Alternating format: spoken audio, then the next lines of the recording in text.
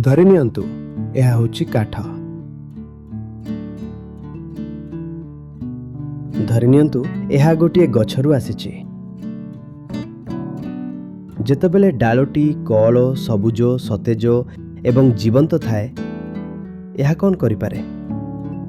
ଦୁଇଟି ଜିନିଷ। ଏହା ନୂଆ ନୂଆ ପତ୍ର ସୃଷ୍ଟି କରେ। ଦ୍ୱିତୀୟରେ, ଏହା ନଇଁଯାଏ।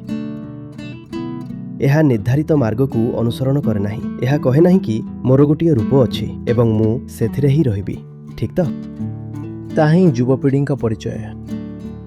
ତୁମେ କ'ଣ ଏହାକୁ ନୁଆଇ ପାରିବ? ତୁମେ କ'ଣ ଏହାକୁ ନୁଆଇ ପାରିବ?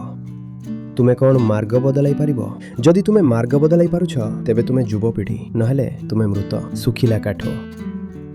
ଏବଂ ଶୁଖିଲା କାଠ ବହୁତ ଦରକାରୀ, କିନ୍ତୁ ଅନ୍ୟମାନଙ୍କ ପାଇଁ।